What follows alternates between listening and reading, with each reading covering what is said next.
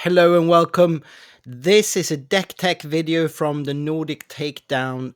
We are a weekly podcast of the Star Wars Unlimited game.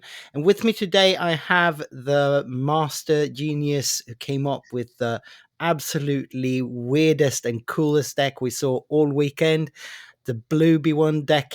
And Allan, please introduce yourself. Who are you? Hello, I'm Allan. I live in Oslo. I'm English.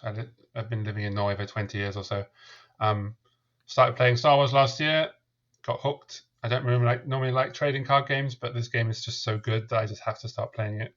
I kind of hope there's a proper digital version as well because I kind of like to play it more that way. But I've been playing it in the local scene and doing reasonably well. I got second in our showdown last year, and this is a PQ, so this is really nice to get into the finals. I was just super happy to be in the finals, in the top 8, let alone the actual finals. That was all just. Yeah. I play a lot of digital card games. Used to play Hearthstone and Runeterra, and I play a lot of the LCGs. I used to play Netrunner. I think that's still my favorite card game, despite Star Wars. But Such a great game. yeah. Yeah. Sure. Let's have a little bit of a look at your deck. So Yes. you decided to bring a mono blue Obi-Wan deck to this tournament. How? Why? How did you come up with this? Well, so in the past, last year, I was playing Chewbacca, and I ended up on double blue Chewbacca, and I came second in the showdown with it. So it's not that dissimilar to that kind of idea of having a leader who's a sentinel and stays alive. And the problem with Chewbacca, he's turn 7, so it's often aggro just kills you if you don't have enough sentinels and things in the way. And so it did really well, but I in the end lost to Palpatine Yellow, which was depressing. But it's I found it blue really strong because of Kuil. Kuil is my favorite card, and the problem is I like blue as a color, and so usually if I'm playing a blue leader and I want to use Kuil, I have to use a blue base. So I got stuck in this mentality: I'm going to be double blue, and vigilance is really good. So I tend to sort of build off that, and so this is similar to the Chewie deck, but Obi-Wan deploys a turn earlier, which is super good, and is a sentinel, which I love because I love sentinels. The issue is he's a bit weaker, hence the blue base, which says +1 health. But the problem is that I need to be double blue. So I took the idea of the true Chewbacca deck I had with some healing, and then moved it sort of down to Obi-Wan, who also gets Force and Jedi things as well, which was turned out way stronger than Chewbacca because Chewbacca doesn't have much synergy with the other stuff. And Obi-Wan's a bit more aggressive because he can get out earlier than Chewbacca. You have to wait for that. So that's kind of where I came from. I played a lot of double blue last year. So that's kind of why I ended up on Obi-Wan with this. I kind of wanted to play other decks, but because I really wanted to have 8 health instead of 7, it ended up on this base. So I thought, okay, let's make double blue work and use vigilance and the other stuff. I think if not for equalize, I might have moved out of double blue into green. And I've been playing that recently, and it works pretty well as well. Ramping even one thing, getting Obi-Wan earlier is a lot. But that's kind of the history of why I ended up on double blue with a sentinel leader. Just sentinel leaders, I just love it because it's Rivals Ford is the only thing really to interrupt a sentinel leader. And in the current meta as well, Obi-Wan, I realized after playing him how good the heal one was against Tarkin Town. It was just it just worked really well to frustrate those players and to make them basically get annoyed without not being able to remove your first turn play. So that's kind of, I tried the other colors with Obi-Wan and ended up with this. I mostly was trying it for fun, as I do like trying new games. And I realized I started playing on Carabest. I realized I was winning a lot. And so I started refining it over the past month, playing on Carabast and in real life. And I ended up at where I am now with Equalize and things like that because I found it so good against the Django lists. So that's kind of where I am with the deck. So what would you say would be like the main game plan of the deck? Like what are you trying to do? Do you have any plan B and so on? So against blue decks, my plan is to go as wide as I can. Hence why I don't have too many big things. I try and just using Cool to get the card draw, and then focusing on spreading out. And if they don't overstack Obi-Wan in this case, if I can get a regional governor into play with Rivals Fall named and Obi-Wan in play, then I'm set. But if I don't, I shouldn't get upset over Obi-Wan dying against blue decks. Against every other deck, the idea is to mostly Voltron Obi-Wan into a beast and just decide, okay, well, you can exhaust him and you can keep taking initiative. But if I get hits into your face even once with this big Obi-Wan, you still have to start trading into him, and I can hit in your face and then healing, and then it's basically putting the onus on the opponent to get through while I'm hitting your face. And again, it depends on the matchup, but usually what I do is against aggro, I just try to stabilize and clean them all up and then heal. Against mid-range, it depends if they go space. I'm racing on ground with Obi-Wan, knowing that they can't do anything on the ground to hit me. And I just deal with space, hence the Redemption and the Concord Dawn and Equalize. So usually and if I'm fighting on the ground against ground, then it's just to keep Obi-Wan in the way so that they can't get through. So that's kind of where I am. And it's surprisingly aggressive when you suddenly start hitting the face instead of attacking units.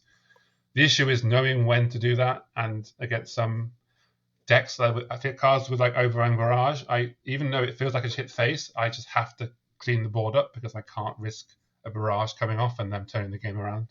So it depends on the decks, but that's my goal, is to stabilize past 6 and then smack the face with a big Obi-Wan or with a swarm if it's blue, because I can't really guarantee avoiding the removal forever. So essentially, you're describing a late-going mid-range deck. Yes. Yeah, because when you look at the blue color, most people would naturally gravitate to thinking it's control, even maybe a hard control deck. Yeah, but that's not the case. So yeah, that's what most people, when I'm playing Carabas, most people were quitting as soon as they saw the deck, because I assumed that it was double heavy control. It was trying to deck cure or melee or whatever. But that's not the case at all. It's just trying to out mid-range the mid-range decks and basically just push past to win. So I am relying on units. I'm not trying to make you not have fun, aside from putting a big wall in your way. But it's just trying to get solid units on the board, potentially with upgrades. If I'm playing against not yellow, I can start stacking upgrades on things because I know they don't have bouncing. And that's when you start hitting with chunky units. So yeah, it's kind of a weird one in that it's not heavy control, but at least in Swiss, people think it is. So they are a bit surprised when you start doing strange things. So you used the word wall, and like describe it as a wall deck makes a lot of sense to me. Yeah. But it's also, in most matches I saw it in, it was definitely a Voltron deck. Yes. So that game plan of building a Voltron, we haven't really seen working Voltron decks in Star Wars Unlimited, except for maybe a bit early in set 2. You could see the Tarkin yellow build kind of Voltron-y on the Phantom. But this is at least the first actual Voltron deck I've seen. What would you say are the key things that makes this work for you? How come this Sentinel is one? work? You need a leader with Sentinel, because you can give Sentinels lead to Sentinel, but it's not as consistent. As I said before, this was a Chewbacca deck idea, and that was my Chewbacca Voltron. When you hit for 21 with Chewbacca, you just kind of like, well, I just won the game one turn by hitting you in the face. And that's kind of a similar idea, but not quite as gritty. But I think just having a leader with Sentinel just is the easiest start. And then things like, for me, Electro Staff is godlike. It's way better than the lightsaber. The lightsaber is nice, but it's much more aggressive. The Electro Staff just turns every trade into a disaster for the opponent if they're relying on units. There just is no easy way around it unless they have upgrade removal. So that's what I think for me makes it viable, is having a leader. Obviously, Rivals Fall messed up that little bit from the first set. Chewbacca was great, you couldn't kill him. But then Rivals 4 came along and suddenly people could kill him. But now we're in a set where not everyone really uses it anymore, in set 3. And I have so many answers to do other things or play the governor to name it if I really am worried about it. And against heavy control and blue decks, the deck game plan I said is different. So you can't really reliably Voltron against blue. So it's better to play it safe and try to spread out if you can. But sometimes you just do what you can against blue. Let's move on to some of the lines that you are working with in this deck and the card choices here. So if we're looking at how would you describe your opening turns, what units are most essential for the opening turns? Are you mulligan for something? How do you sort of think about the start of the game? So if I'm going first, I want Kuil. That's just easy because I want to be able to use him once and then get a card draw. If I get one card draw from Kuil, I'm super happy. That's basically where I'm at. A little bit restore, they have to trade or whatever, that's fine. I don't mind a governor in my opening hand if that's the only 2-drop. I ideally want a 2-drop, so if I get a 2-drop, I usually work mulligan. Maybe I should, I don't know yet, I haven't. But I will play the governor on turn 1. And depending on the colors, I will name something. If I've got an upgrade in my hand, then if I've got the governor and upgrade, I might name Waylay, for example, so I can upgrade him and then do some control with that. If I'm against yellow, but otherwise, I might name a later threat and see if the governor stays alive, such as Barrage or Forlom in the case of those decks where I'm thinking there's a slightly later card I know will be problematic. And then the Wookiee, the 2-drop I have, I also don't mind this because against the ping decks, it's just this annoying thing they can't really kill and don't really want to. But later on, it becomes this extra unit that's kind of annoying. You can give an upgrade, it soaks damage, it can get bigger suddenly, and it's this little thing that just helps against power of dark sides and things like that they don't really want to remove, but it's just sat there. And then later on, it can do stuff. So that's why it's my 2-drops. If I don't get a 2-drop, then it's not great, I think. I want to have something on the board so I can start trading or healing and doing something with my Obi-Wan and such, or get an upgrade on it. So that's usually what I'm looking for is a 2-drop, and I don't really mind what. So you are mulligan for a 2-drop. Yeah. Essentially, you should be getting a 2-drop if you do. I mean, you do play 11 2-drops. That's a fair amount. I was worried it was too few, hence why I got 2 Wookiees in there, and that's one of my. I wanted another 2-drop, but most of them were kind of not useful. But that one has a end game use. A lot, I think, aside from the arc, maybe most of the 2-drops do work really well late game. Cool late game behind the Obi-Wan is card draw. The governor is godlike later on. Yeah. So all of them have a use. So that none of the cards are not. I heard people talk about not any late game cards. So many of the 2-drops are also useful later on for me, and that's kind of if you've got card draw from Cool, then you're going to see more of them and get to play more. So. I think for me, I want an Electro Staff in my hand. I realize that now. If I can get that on Obi-Wan on turn on the deploy, then it's a big difference to everything else.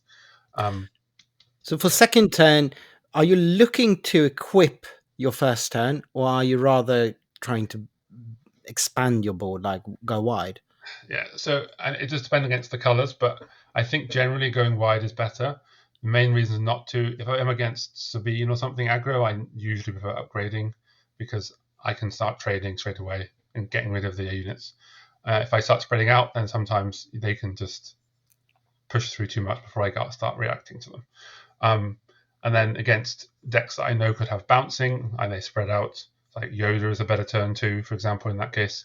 And that also gives me a card back. Yoda is one of my favorite cards to keep because it's just, it's a cantrip, I guess. It goes through the deck and gives you another card, essentially. If people usually want to remove it, so it's just nice to keep the flow going and keep your options open. Other Finn is in the deck. He shouldn't be in the deck, but I will play him if I draw him. I just wanted more double blue cards, and Finn was a low cost thing that would fit in the deck. I kind of wanted him to protect Obi-Wan, but it's never really came up in the game, so I think that's one card I would replace. But he gave us so much joy. I mean, it was so fun to see him played. But it was fun seeing the opponent bounce him at the end of the game. I'd already won by that point, but it was still fun to see the opponent bounce into my hand and I play him again. But things like Equalize, if I'm against Django, I want to see that as a card, and I don't mind not advancing if I'm removing multiple units. The main issue with equalize is that the effect is dependent on the first effect is dependent on the second effect is dependent on the first one not killing something in order to still have more, and that's kind of, I wish it was not that. I wish the effect was just one. Is that how that card is I ruled? believe so, because as soon as a unit is defeated, you have to defeat it. You don't trigger the when defeated until after you've resolved equalize, but the unit still leaves play in the middle of the card, as far as I It know. does. Oh, all right. Yeah, because that I've was a always little played it bit. that way, but I don't actually know if that's true, but that's how I played it. Yeah, because that was a debate as we were commentating. We weren't sure whether or not that Yeah. was the So case. there was a case. There was a case when I had two units. The enemy had two units in play. It wasn't clear, but I gave -2 to the other one and then killed the other one. If I do it Mm. in that order, I can always do two. But if Yeah. you do it the other way around, you can't do the second one. So obviously, I would do it that way around. All But right. Equalize has also been surprisingly been a good late game card if they get ahead of you, not just for killing units, but for also just better trades.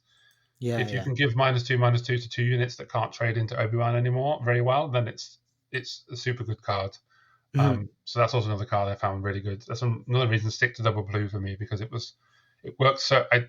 It was kind of just, oh, what else do I have? Oh, wait, they all have 2 health. I can use this ship because of Django. And wait, this card is super good.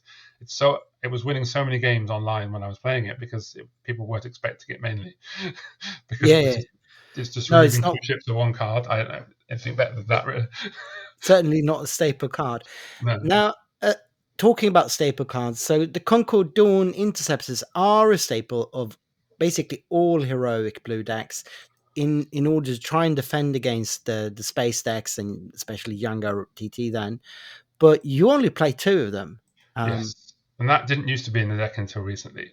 It was the Razor Crest um, to get back perilous positions. The main reason is uh, Equalize did such a good job at dealing with the space units, way better than the Concorde did, but there were still too many space units. So I switched those two with this, and this helps against A-Wings more so than anything else. So that was more, the Concorde was more for aggro and Sabine than it was Django. Because Django can trade in for it with the P30, whatever it's called, 1-for-1 trade with it, which is not good if you can 1-for-1 trade with it. Whereas the Equalize can get rid of 2 things. But I also don't have upgrades for spaceships. The only way to give upgrades on the spaceship is with covert strength, which also is going to be crazy good on the Concorde Dawn, to be honest. If they trade into it and then you heal it up again, it's like, what? But I found I needed it for aggro, but I find I didn't need it for Django that much. But I switched it for Razor Crest because it was a bit quicker at keeping me. It did more healing basically than Razor Crest was doing because it avoided 1 damage. I think the main issue is that it doesn't survive Ruthless Raiders. No. So it stops them hitting my base, but it doesn't survive. So it's kind of like, it wasn't that important to me when I've got the redemption later on. And I have, with Obi-Wan attacking and the Equalize, I have ways to ping and deal with space without actually having space units. So I just found I needed 2 of them, and I don't know. I often resource them if I'm not playing Django or Sabine. And so I just felt like it was a nice to have if I get it, but I don't really need it to control space. And if they go fully space, I can just race them on ground. And with my healing, I usually just beat them that way. But yeah, that's why I have 2 and not 3. Yeah. No, I was just thinking with so many force units and the forces with me, you could easily buff it with the forces with That me is true. I don't think I've ever done that in the and games. get that shield on it. It just seemed Yeah, broken to me, but yeah. it's true. I do forget about the fact you can play it not on the forced units. It is very easy to forget that I have to put it on. You can Yeah, put it on a yeah. different one to No, get the effect. that's a Um, line that people might not always take, obviously, but yeah. Well, moving on. So those are the 3 drops and the 2 drops. So you've got a fair amount of attachments. You've got 3 lightsabers and you've got 3 electro staffs. yeah. When do you play these? So are these only for the big units like Obi-Wan and Kanan and Luke, or are they for small units also? They're for everyone. It depends on the matchups. But ideally, I want to have 1 Electro Staff for Obi-Wan. He doesn't really need 6. 1 Electro Staff is usually enough to keep him going. But they're so good. They're basically ambushy type things where you can play them on a unit and then attack next round you're going to play it on unit attack. So it's kind of an ambushy effect. Helps keep your units alive. I will play it on Kuil if I'm not against bounce because I really want him to live. If he attacks every turn for restore 1 and draw a card, it's going to speak in my favor of the game if I can get the answers I need, because I have answers for most things. So it's just kind of like I don't know. It's against not yellow and not blue. I will do it. If it's green, red, I'm definitely upgrading my units. I know they have Fang Fighter and stuff, but it's still their 1-for-1 card exchange, so it's not the end of the world. If they remove the unit, then that's different. So, so that's kind of where I'm at. I do wish I would keep I wish I would keep 1 Electro Staff for Obi-Wan, but it's very easy to get ahead and play them early and then regret playing them.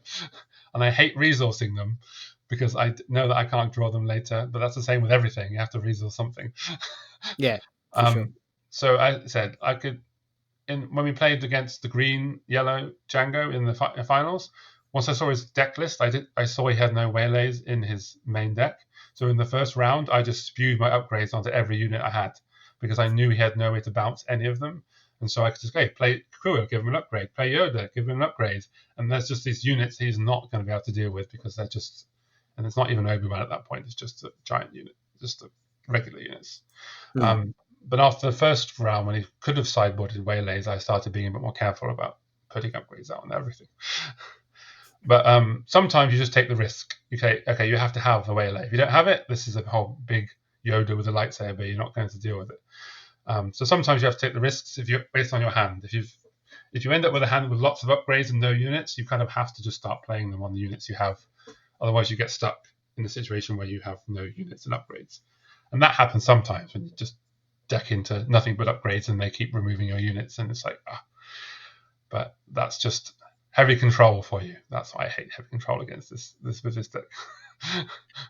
So in this early game, you're looking to control the board mostly. You're trading. Are there any units that you avoid trading with because you want to keep them on the board? Kua, usually I will not trade with him. I think that's about the only the governor, if he's named a really important thing. I think that's about it. It depends. If it's late game, I stop trading because I just want to kill you. So Luke, for example, is much better hitting the face usually than trading because I'm happy for them to trade into them afterwards. If I'm hitting the face and restoring 3, it's a big swing. But yeah, I think the other units are disposable. So the Arc is there to trade into a spaceship. That's what it's for. If it sticks around in space forever, healing, that's great. Yoda's card draws and heal, so he can die if he wants. So yeah, I don't mind. Obviously, if I have Force with me in my hand and I really want to use it next turn, then I'll try to keep the Force units alive. But it's not. Most of them are expendable, I think, except Kuil and Luke, I think. So that's where I'm at.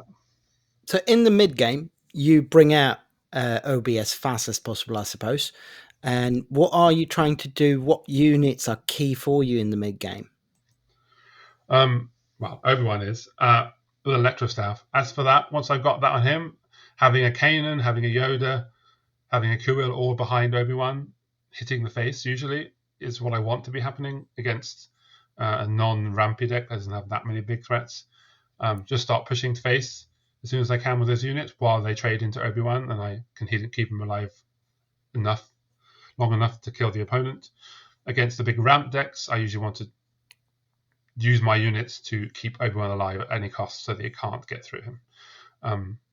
Against mid-range decks, it's usually easy enough to keep Obi-Wan alive because it's just they don't have anything that can trade into him. But against the big decks, I have to be a bit more proactive in keeping him alive and removing threats. So, like I said, if I deploy Obi-Wan and they've got space, I start racing with all my units to the face. If I'm fighting on ground against some big ramp deck, I'm going to start trading to make sure I can stop barrages and things like that. So yeah, I think Obi-Wan's ability to move the damage from him to somewhere else is really good at keeping just him slightly alive with Electro Staff. Having 10 with Electro Staff, he's got 10 health with my base and -1 all attacks.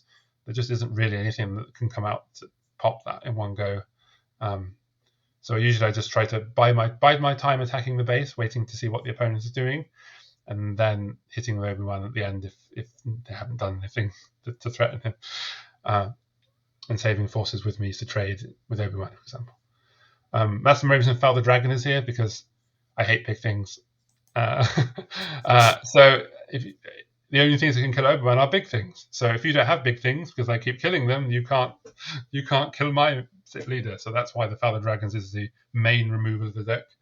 And you can also do weird things with Fel the Dragon and giving the opponent XP to buff the unit to kill them, which is funny.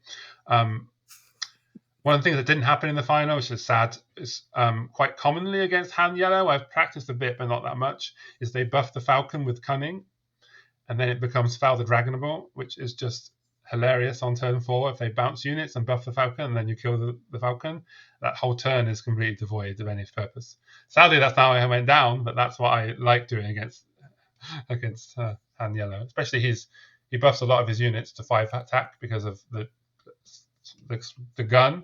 So I quite like Fel the Dragon to help deal with those threats. Not that it went well in the finals, but that's how I usually imagine my Han Yellow games going, and not quite as badly as the second game went in that finals. But the first game was a long game.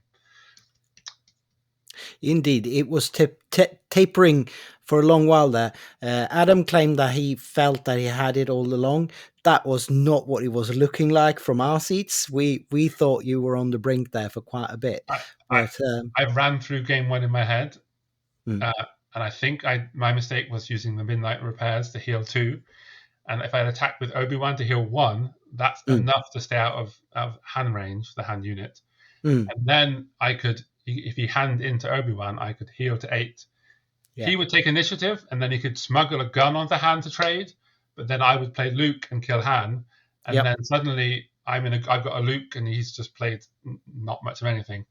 Right. And what happened was I was hoping to play Luke next turn, and I got DJ'd, and I lost 7 resources, so I couldn't play the Luke, and that really messed things up. So if I'd forced him to have to attack with Han next turn, I could have played the Luke, and that would have been good. But that's hindsight is easy when yeah, hindsight is 2020. Now, talking about the Lukes, you might need to explain why there are only 2 of them. Now there are 2 of them, that's why. So I only own 2. I have never really needed 3. Every deck I've ever run, I put 2 in. I haven't really felt I needed 3 in most games. Originally, I thought maybe I tried it with 3 digitally online, and eventually I cut down to 2 again, because I just don't like resourcing him. And if I have 3, then it's debatable that I should resource him on turn 1. But if I don't have 3, I have 2, and I get 1, I just keep it. Whereas if I have 3 of them, then it's like, wow, okay to resource 1, and then you just lose because you didn't do that. So I kind of have meant it just makes me keep those cards when I only have 2 of it. It's kind of a weird thing. Same with Redemption, is I try to keep them. But Redemption is one of the cards I will resource against not aggro because it's too big. If I get 2 of them, I have to resource one of them. But Luke, I just will keep them. I will never resource him. So that's kind of why, obviously, I have less chance of drawing him in theory if I do 2. But with Cool's card draw, I found that most games I would just get him at some point. And sometimes he's just not the best thing to play. I kind of want to play a 4 and a 3 often. So I want to play Kanan and Perilous Position, or Forces with Me and Yoda, or Lightsaber and Perilous. There's so many 4-3 combinations that on turn 7, there's usually so many cards vying for my attention that Luke isn't always what I want to play. And the issue with Luke is you kind of want a unit to die first to get the -6. So then you're giving up initiative by not doing stuff. And I feel like so it is a good card, and it has won games. But I kind of think I'm happy with 2 in the deck, and I only have 2. All my friends have offered to trade me another Luke now because of this. And I said, sure, I'll trade you for 1, but I'm just not going to put it in the deck. I apologize. So that's kind of where I am with that. Basically a mental game for yourself. Yes, indeed. It's kind of training to make myself not resource Luke. I could remove the fins and put another Luke in there and another Redemption, for example. But then as soon as I do that, I feel like I'm just going to draw 3 Lukes on turn 1, and let's just ruin everything. Yeah. But I could, if someone plays a deck, you can replace the fins with Lukes. Sure, go on. No one's gonna come and fight you for that. We talked about the transition here into the mid game, and the mid game is the border between early game and mid game is pretty defined, 5 resources or so.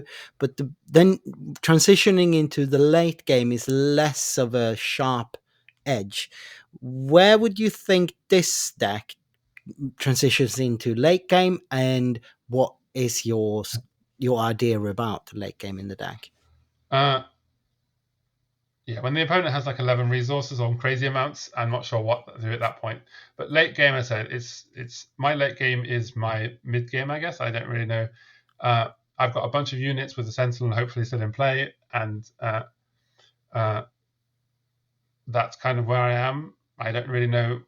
I don't think I mean, got Redemption and Loot for some big bombs later on, but just spewing the units alongside Obi-Wan, if he's died, that's fine.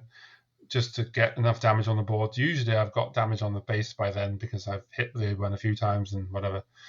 But I don't know. I tried things like bigger units in the deck, but found that then I'm losing if I to aggro and stuff if I don't have enough smaller units to deal with the mid range. And most Django decks don't go that big, so it was just I don't need to. That's why I got Father Dragon. Father Dragon is 3 turns of your big thing is gone, and I have killed you by now if you're going late game because if my Obi-Wan has not been dealt with, it's usually a 6 or 7 attack thing on the face several turns, and that's what Father Dragon is kind of my end game, along with Vigilance to finish off units and heal and keep me alive. Redemption often if I'm not being damaged, I can just play Redemption as a 6/9 drop, which is a monster of a unit with Sentinel to deal with. So I don't know. That's kind of where I ended up at. I said I people said I don't have much at end game, but usually I usually will win before that happens. That's kind of where I'm at. But that's why I don't do that well against heavy control. I tried fixing things for that, but it just meant you lose to aggro a mid range, and there's just no heavy control that was probably going to be there in the event because it's such a time pressure thing. So I think I had a 70% win rate on Karabast, and I think most of that losses was to Bosk Blue, double Blue Iden, things like that, even silly mill decks that were milling me. So I haven't really. I kind of unspec'd it for heavy control because I figured I was not expecting it, and there's too much aggro and mid-range Django and CAD to worry about it. Yeah, that makes sense. Let's have a go at your sideboard then. So Yes. you've got a bunch of 2-offs, five different 2-offs in your sideboard. What's the thought behind these different? They all have a purpose. So I played heavily against a friend of mine who unfortunately was sick on the PQ day, which sucks for him. He plays Boss Green super well, and I played Boss Green so many times. I think I thank him for why I beat Django Green so well, because I played Boss Green so much, and it's a very similar vibe, except he ramps like way quicker in Boss Green. So I've got stress dealing with all these giant things playing this deck, and so I was like, okay, it's not. This is pretty. I know how to play against this sort of deck. I'm just going to play the same way, and I did quite well. So, scene of the crime, evidence of the crime is called. He is there for Bosk because I love playing that card on the price on your head, stealing their upgrade, and then attaching it to Bosk, and then getting the ramp for myself. And Obi-Wan, double blue Obi-Wan ramping is so much fun. But also Quinlan with the General's Blade. I struggled really badly with Quinlan decks if he gets General's Blade onto Quinlan. Similar to how I struggle with people struggle with Obi-Wan. It's a similar deal. He's a giant body with a lightsaber and it gets hard. So that was to swipe the General Saber from Sabine as well, because that's quite popular in Sabine decks. It can't steal the Dark Saber, which is sad, but such is life. But it also stole shields, which I found super valuable. They play a shielded unit, and I put it onto Obi-Wan. It's like, well, thank you, I appreciate it. And it can even steal XP at a pinch. I did manage to steal an XP from Sabine in the Swiss on Saturday, and it was just enough then to kill her and that kind of worked out. So that's kind of evidence of crime in there. Upgrades have become quite popular. and it works on perilous positions as well, which is okay. You give it me. Well, I'll give it back to you. It doesn't exhaust, but it's -2/-2. It can kill a space unit at that point. It's another equalized at that point. Yep. So that's why seeing the evidence of the crime, and I found it worked really well. It's just a 3-drop. It kind of replaces Finn, basically. Finn is kind of my. This is the card I remove and put a different card in its place, because that was easy choice. That has another choice for Finn being in there. He's like the substitute. He knows he needs to get out of the way at the right time. So that's kind of, and I usually switch him out with something else. So that's evidence to crime. Then we have Razor Crest. That was originally in the deck, so I put it in the sideboard because I quite like it to get Perilous back. It's super good at doing that. It can also get Electrostatus back, which is nice. The Restore is super good. If you get it into space, it can trade well with Django decks. So usually I sideboard it in against Django instead of Finn. I just put the Razor Crest, and then it just does its job. If they don't trade into it, it's restoring, so it's just a solid space unit. Then Sugi. I love Sugi so much. She used to be in the main deck as well, but I sideboard her against aggro because Sabine has upgrades on her units, and suddenly I can play it from my hand for 4, which is the beast, to block Sabine on that turn. It will die to the Darksaber, but it will do 4 damage back, which means I can trade into her hopefully next turn. And it's a smuggle card, so I like resourcing it, and I can play it later against control. That is one of the few cards I use against control, is that I can bring out a unit from smuggle to try to come back. Doesn't always work, but that's fun. Then Takedown, that is to kill DJ, obviously. I sideboard it into the hand for the hand game, but I did not draw it, so it doesn't really matter if it's in my deck at all if you don't draw it. It used to be in the main deck as well, but I found because of Vigilance, Vigilance is a 3 removal, and that's 5. Most of the time I have a unit to hit and then Vigilance, and Vigilance is so much better. I didn't feel the need for too much of those takedowns. As I said, I'm not a heavy control deck. I'm just a Unity control deck. So it was just too much. So I removed it and put it in the sideboard for hand. And then the Ether Sprite is for DJ and stuff as well, because it's a spaceship that can remove spaceships. Xylo Beast was in there before, but I took it out because I never sideboarded it. Because that was one of the cards we were speculating on when we first saw your deck. Yeah. But no Xylo Beast. I heard the comment about Bendu and Xylo Beast. I hadn't thought of that before, and I appreciate that. I have to think about that next time. Bendu used to be in the deck. He's on my desk here. I took him out. But that probably would have, at the moment, I'm thinking Finn would probably be replaced by Bendu at this point. And then maybe put Xylo Beast in the sideboard to have that later. But the problem with Bendu, I said, it's weak to bounce and stuff, and so I like units that I don't like big units that don't do anything. So Luke does something when you play him. Redemption does something. If they bounce it, I still healed for 8. That's great. But with Bendu, if you play that on 6 resources, you just bounce it, and what have you done? Nothing.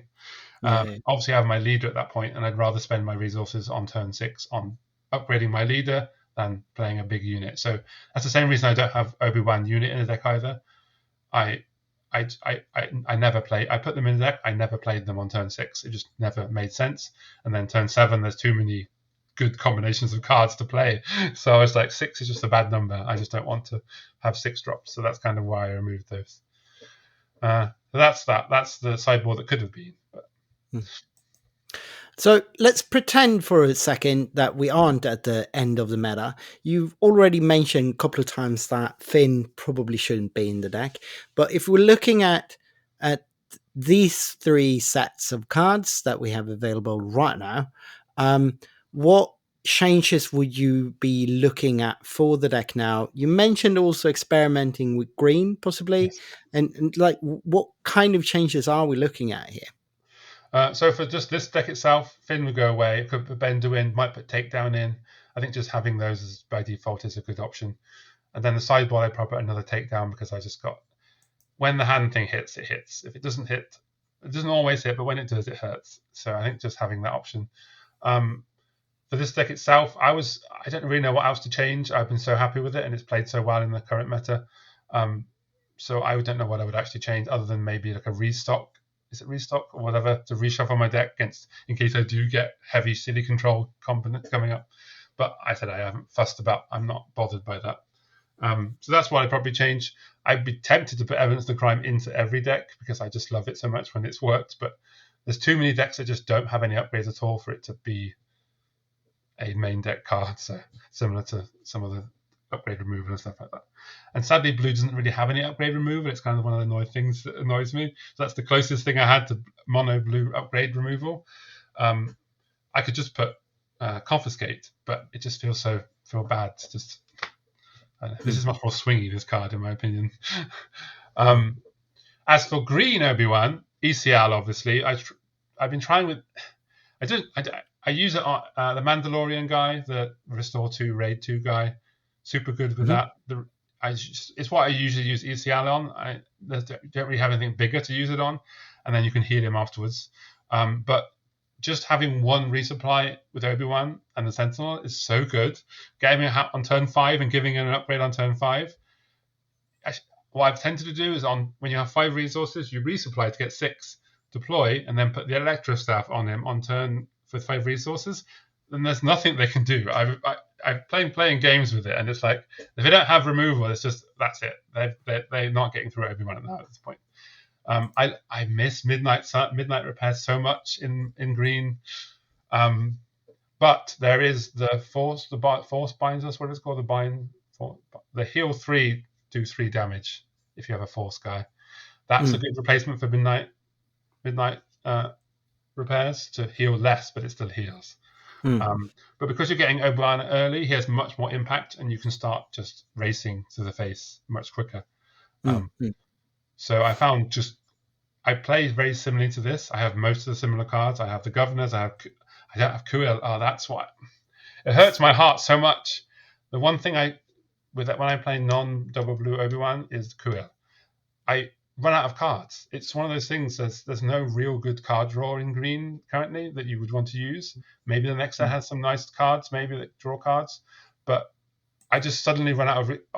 With green, you were doing really well, and suddenly you run out of steam. With this deck and Kuil, I just feel like and Yoda as well. Even I just don't feel like I ran out of steam, and that's one of those weird things when I started playing green is that you can just win really quickly, but sometimes you just feel like you just run out of cards, and it's a sad state where you have no way to deal with anything. So that's my concern with green right now. And the 7 health. It depresses me so much. Not having 8 health. This is one of the reasons when I switched, I tried other decks and Obi-Wan has 7 health. He dies to everything. It's just so frustrating. So you're afraid to flip him then? Yes. And with 8, you can always survive. Yeah, against 2 decks ramping, both ramping, green, blue. I can't deploy him on the turn because there's too many things that can kill him and it's just suppressing. So this is why I ended up stuck on double blue because of the base. So I kind of wish Obi was not blue at this point because then it would be great. But all the Sentinel leaders are blue, so it's yeah. Maybe I'll try Chewbacca with Pal City. That would be taking the mickey, right? That's what we do. I kind of want to go back to Chewbacca because I have a showcase of Chewbacca. Yeah, I have an Obi-Wan showcase. I bought the Chewbacca one last year. And I said I did a similar thing playing Sentinels and staying alive. And I came second in the showdown with that, so it was pretty nice. But as I said, this is just so much nicer with the earlier deploy because 7 resources is so long against aggro. Yep, it is. So we are, however, at the end of this set. Like we are going to see Yom to Lightspeed release in a couple of weeks. Are there any cards that you've seen spoiled that you are eyeing for this deck that this would be showing? The spaceship. Yeah? The 2/3 spaceship. The 2/3 spaceship, which one? The Silver Angel. It was spoiled on the draft this week. It's a 2/2/3 spaceship. Fringe, no one cares about the traits. But it has an effect is when 1 or more damage is healed from this unit, you may deal 1 damage to a space unit. So Obi-Wan loves it. Obviously, it's meant for Rose, but just the thought of healing that and pinging them back when they ping me in the current meta, and then late game when you attack with Obi, you heal it, ping 1 damage, and then ping the damage off Obi-Wan on. Obi-Wan is pinging onto 2, and you can remove a space unit, the 2 health space unit with it. It was just fun. And then there's a unit, Trace Martez, which is a pilot, and she has on attack, you may heal 2 total damage from a number of units. Yeah. I've fallen in love with healing of units, basically. I think I think I mean, it seems like it would synergize with yeah, Obi-Wan, right? yeah, exactly. So I think just solid house units that you can heal and make good trades. Um, I think healing is sort of underrated in the game, and I feel like it always isn't always the best. But aside from heavy control, there's a lot of value in getting better trades, and people often make value trades in the game. They hit for this and trade, but then suddenly the math is out the window when you start regenerating the health on units, and suddenly you're trading and trading and trading, and things aren't going away, and it's very frustrating. I mean, there's always the classic argument everything dies to removal or whatever, but they can't remove everything. So eventually you can heal stuff and it starts mattering. And I think Obi-Wan having a native heal is what changed it for me. That the fact that he can always do one healing means that they do damage, you heal it, they remove it. Oh wow, no loss for me. But you can keep doing it turn after turn, and suddenly the cards that heal are more effective because they're spending the removal on early on cards that you're healing to make your anyway. It just feels good to heal at that point. And that's how Midnight Repairs ended up in the deck anyway, because a friend joked to me about Midnight Repairs. I forgot it existed, and then I thought, oh wait, that's bonkers. I'm putting that in the deck, and then it was just hilarious how well it worked against healing Obi-Wan for 8. It's just the most absurd thing in the world. Anyway, so I like a few of the healing cards from Jump to Lightspeed. We haven't seen that many blue cards or double blue. We haven't seen any double blue cards yet. No. My hope for this set, I don't know if it's going to be broken or not, but I really want this card to exist. There are several cards in the Resistance faction that deal stuff based on their power. So there's one that does indirect damage based on its power, which is going to get crazy if you buff it a lot and then attack with it. It's crazy. So I want one that has Restore X, where Restore is its unit's attack. So it can be an event. It doesn't have to be a unit, but I want like a heroic sacrifice type thing. You play it on a unit, it gets Restore X, where X is its attack, and then it dies or something is fine. But I want something like that means that unit-based decks like this one can get value, whereas heavy control decks can't really use it because they don't really have units. And so I don't want I want a big base heal, but I don't want to heal my base to full card that control decks can use and ruin everyone's day. But I want a unit-based healing that can help. And Restore is always pretty really minimal. So a Restore X would be just so good for one attack.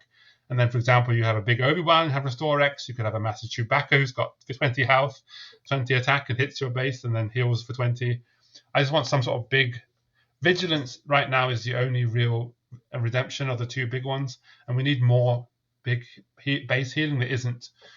As I said, I want big base healing that is good for a unit-based deck, but not good for heavy control mill decks that can just play it and ignore the game.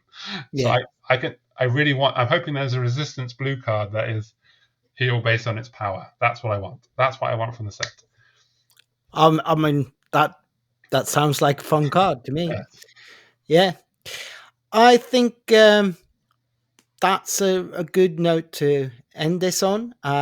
Thank you so much for participating with this, and it was a blast calling your games, but it was also really fun to get to talk to you like this about the deck, because it's such a fun deck to talk about.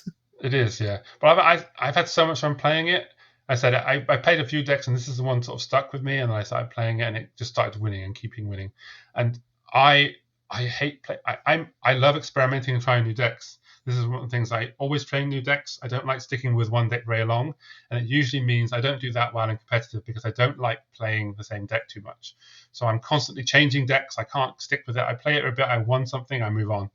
Similar, but this is probably the deck I've played the longest because I had such fun with it. But even now, I'm at the point where I want to move on because I want to try the leaders and try new cool things. I want to play the blue Lando. I think it's crazy deploying at 7, but the ability is actually quite interesting. So I don't know. There's so many new things to try. So it's easy. I'll probably go back to Chewbacca at some point and give him a try and stick with Obi-Wan at this point.